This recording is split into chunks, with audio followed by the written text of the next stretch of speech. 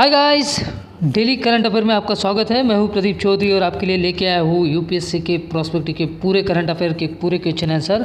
तो चलो आज के टॉपिक में हम देखेंगे कि कितने क्वेश्चन सही है, कितने गलत है। और अगर आपको वीडियो सही लगे तो शेयर कीजिए, लाइक भी कीजिए। आज का पहला क्वेश्चन है कि शहर में भारत की पहली हवाई टैक्सी की सेवा शुरू की गई है। तो इसका सही आंसर है चंडीगढ़। ऐसा एक शहर है जहाँ पे हवाई टैक्सी की सेवाएं शुरू की गई है। आपको ये मालूम होना चाहिए ये एक 200 किलोमीटर का रूट है जहाँ से एक छोटा सा प्लेन है और उसी प्लेन की सहायता से कस्टमर के ट्रैवल को एक बेनिफिट पहुंचाने के लिए या उनकी जो ट्रैवल है उसको सुविधापूर्वक करने के लिए एक स्कीम के तहत यहाँ पे रोड यानी बनाया गया है। एक यूनिक स्कीम है जो कि उड़ान स्कीम के अंदर में आती है। इसमें क्या किया गया है कि लोगों को बहुत ही आसानी से ट्रैवल करा पाएंगे, ख़ास तौर से चंडीगढ़ से लेके हिसार तक। धीरे धीरे ये पूरे इंडिया में स्कीम लॉन्च हो जाएगी और इसका उद्घाटन यहाँ पे किया है हरियाणा के जो सीएम है उन्होंने।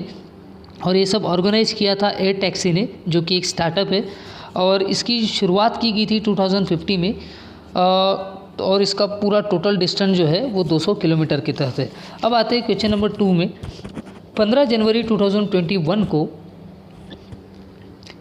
कौन सी संस्था ने अपने 146वां स्थापना दिवस मनाया है? मतलब जो कल का जो हमारा था इंडियन आर्मी डे, इस डे में ऐसी कौन सी इंडिया की संस्था है जिसने 146वां स्थापना दिवस या फिर इस्टेब्लिशमेंट डे सेलिब्रेट किया है?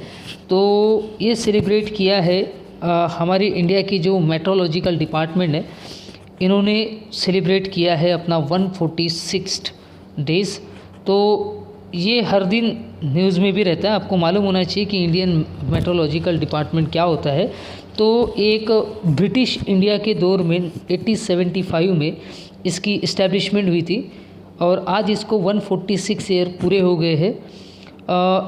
इसमें ये हमें यानी बताता है कि आज का वेदर कैसा है, बारिश कब आएगी, फोरकास्ट कैसा है। तो इसकी पूरी जो इन्फॉर्मेशन है ये हमें मिलती है मेट्रोलॉजिस्ट से, द इंडियन मेट्रोलॉजिकल डिपार्टमेंट से। अब आप में इसमें और भी ऑप्शन दिए गए हैं, जैसा पीएनबी है, सर्वे ऑफ इंडिया है, आर्कोलॉजिक सर्वे ऑफ इंडिया है। तो इसके बारे में भी आपको थोड़ा बहुत मालूम होना चाहिए। तो पीएनबी की इस्टेब्लिशमेंट हुई थी 1895 में। ये भी काफ़ी ओल्ड ऐसी संस्था है। इसके बाद में सर्वे ऑफ इंडिया ये भी सेटअप किया गया था 1767 में। और आर्कोलॉजी जो हमारा डिपार्टमेंट है इसकी भी इस्टेब्लिशमेंट की गई थी 1861 में। तो इंडियन मेट्रोलॉजिकल जो डिपार्टमेंट है ये आता है मिनिस्ट्री ऑफ अर्थ साइंस के अंडर और इसके मिनिस्टर जो है वो है श्री हर्षवर्धन सिंह। ठीक है, अब आते हैं क्वेश्चन नंबर 3 के ऊपर। फ्रांस ने किस भारतीय को ऑड नेशनल डू मेरिट या नेशनल ऑर्डर ऑफ मेरिट से सम्मानित किया है? तो एक बहुत इंटरेस्टिंग और आईएमपी क्वेश्चन है, आप इसको ऐड कीजिएगा। क्योंकि जो फ्रांस ने अपना, जैसे इंडिया में इसका जो आता है, इंडिया का जो सिविलियंस अवार्ड आता है, उसी तरीके से फ्रांस का एक सिविलियन अवार्ड है जिसका नाम है ऑड नेशनल डू मेरिट। और यहाँ पे चुना गया है रोहिणी गोडबोले जी को। ये फ्रांस का बहुत ही खास सिविल अवार्ड होता है। और रोहिणी गोडबोले ये प्रोफेसर है इंडियन इंस्टीट्यूट ऑफ बेंगलोर की और इन्हें पद्मश्री भी दिया गया है इंडिया में। बहुत से सालों में इन्होंने काफ़ी कुछ रिसर्च किए हैं, पेपर भी पब्लिश किए हैं और इनकी जो फील्ड है वो है फिजिक्स की। अब आते हैं क्वेश्चन नंबर 4 पे। महाराष्ट्र के सीएम ने और एक बात बताना चाहूँगा कि महाराष्ट्र के जो सीएम है इन्होंने भी इन्हें कॉन्ग्रेचुलेशन दिया है। क्वेश्चन नंबर 4 पे आते हैं। स्विच यूएवी खरीदने के लिए आइडिया फोर्स के साथ किसने हस्ताक्षर किए हैं?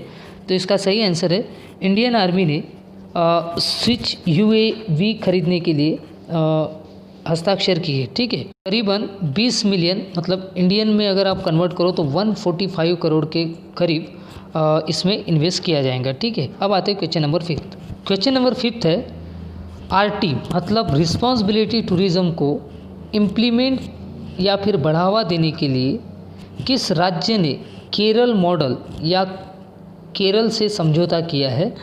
तो केरल मॉडल को अपनाने के लिए मध्य प्रदेश एक ऐसा स्टेट है जिसने इनके साथ साझेदारी और समझौता किया है। ये MOU साइन हुआ है MP और केरल के बीच में। इसमें केरल में जिस तरीके से कुछ सालों में टूरिज़्म बढ़े है, उसी तरीके से MP भी अपने स्टेट में टूरिज़्म को बढ़ावा देना चाहती है। केरला ने टूरिज़्म को बढ़ाने के लिए 3 एस्पेक्ट पर यानी काम किया था, खासतौर से इकोनॉमिक्स, सोशल और इन्वायरमेंट पर। साथ में केरला ने इसकी शुरुआत की थी 2008 में। अभी अगर हाल ही में अगर आप देखो तो केरल के गवर्नर है RK मोहम्मद खान जी और MP के गवर्नर है आनंदीबेन पटेल। अब आते हैं क्वेश्चन नंबर 6 के ऊपर। दुनिया की सबसे पुरानी गुफा पेंटिंग किस देश ने खोजी है? तो ये दुनिया की सबसे ओल्डेस्ट इमेज है जिसे खोजा है इंडोनेशिया ने। ये पेंटिंग करीबन 45,500 ईयर ओल्ड पुरानी है और ऐसा बताया जा रहा है कि जो आर्कोलॉजिस्ट है इनका ऐसा मानना है कि ये पेंटिंग एक वॉइल्ड की है। इस पेंटिंग को खोजने के लिए जिस टेक्नोलॉजी का यूज किया गया है उसका नाम है यूरेनियम सीरीज आइसोटॉप डेटिंग, ठीक है। और इसकी एज का भी पता इसी टेक्नोलॉजी के मेथड से किया गया है।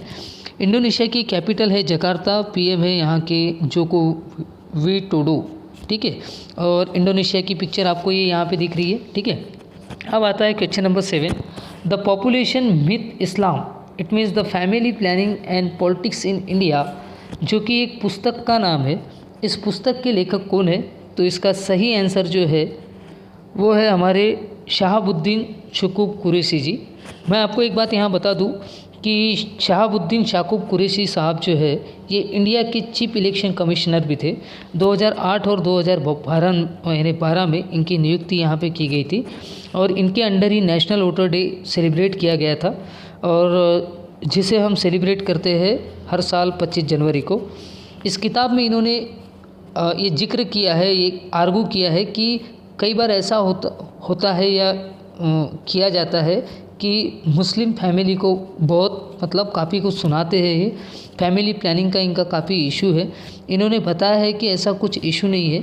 इन्होंने इसमें बताया है कि इंडियन डेमोग्राफी के बारे में काफ़ी कुछ मिथ झूठ बोला गया है, काफ़ी गलत न्यूज़ फैलाई जाती है, और इस पर इन्होंने एक पूरी की पूरी किताब लिखी है। तो एक बहुत ही इम्पोर्टेंट क्वेश्चन है। क्वेश्चन नंबर 8 है 2021 में थिल्लुवल्लुर दिवस किस तारीख को मनाया गया है?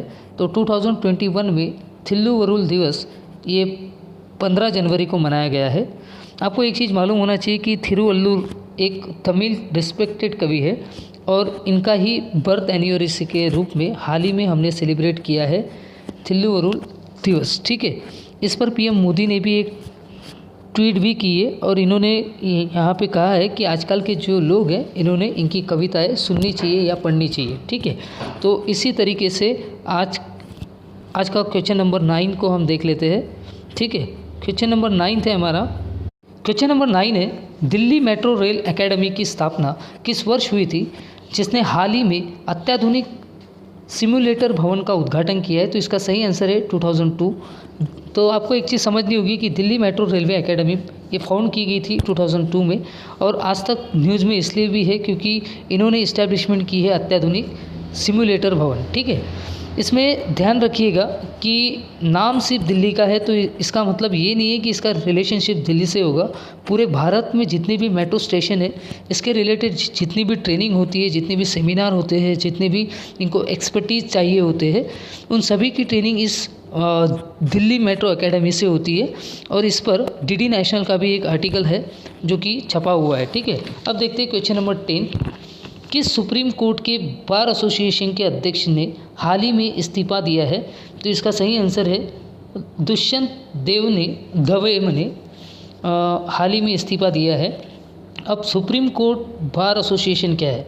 तो सुप्रीम कोर्ट के जितने भी बड़े लॉयर होते हैं उन सब से मिलकर बनता है सुप्रीम कोर्ट ऑफ एसोसिएशन, ठीक है। और नेशनल स्पोर्ट डे कब मनाया जाता है ये भी आपको मालूम होना चाहिए।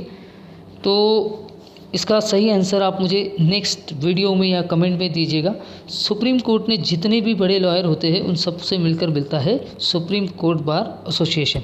तो आज के लिए आज का वीडियो यही समाप्त होते हैं। अगर आपको वीडियो अच्छा लगे तो उसको लाइक कीजिए, शेयर कीजिए, सब्सक्राइब कीजिए। तब तक के लिए धन्यवाद।